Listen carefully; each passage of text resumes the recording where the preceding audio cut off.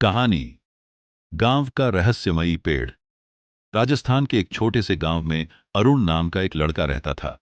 वह 15 साल का था, लेकिन अपनी उम्र से कहीं ज्यादा समझदार और जिज्ञासु।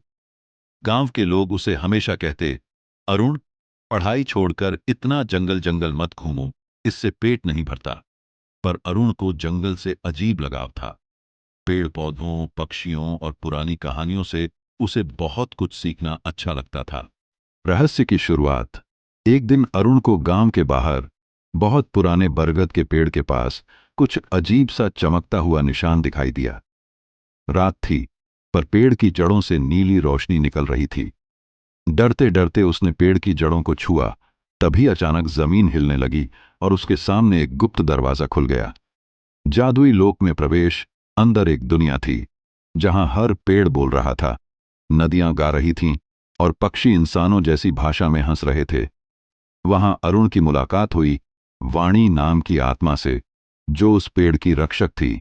वाणी बोली, अरुण, तुम पहले इंसान हो जिसे यह दरवाजा दिखाई दिया।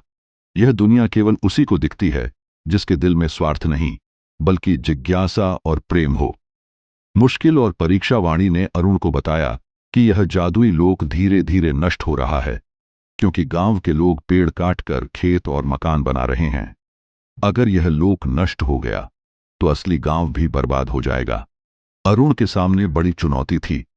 क्या वह गांव वालों को मना पाएगा? क्या कोई उसकी बात मानेगा? अरुण की समझदारी। अरुण ने योजना बनाई। उसने गांव के बच्चों को साथ लिया और एक नाटक किया, जिसमें दिखाया गया कि पेड़ कटेंगे तो न बारिश होगी, न खेतों में अन्न उगेगा। बच्चों की मासूम आवाज और अरुण की सच्चाई ने गांव वालों का दिल छू लिया। सबने मिलकर तय किया, अब पेड़ नहीं काटेंगे, बल्कि और पेड़ लगाएंगे। कहानी का अंत। कुछ ही हफ्तों में गांव हरा भरा हो गया। जंगल फिर से जीवित हो उठा। जादुई लोक की वाणी ने अरुण को आशीर्वाद दिया, तुमने सिर्फ हमें नहीं, अपने पूरे गांव को बचा लिया। याद रखना, असली जादू ज्ञान और करुणा में छिपा होता है। अरुण अब गांव का छोटा हीरो बन गया, और जब भी वह पुराने बरगद के पेड़ के पास जाता, नीली रोशनी मुस्कुराकर उसका स्वागत करती। सीख।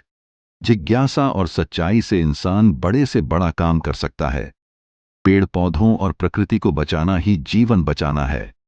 असली जादू हमारे दिल की भलाई और समझदारी में है।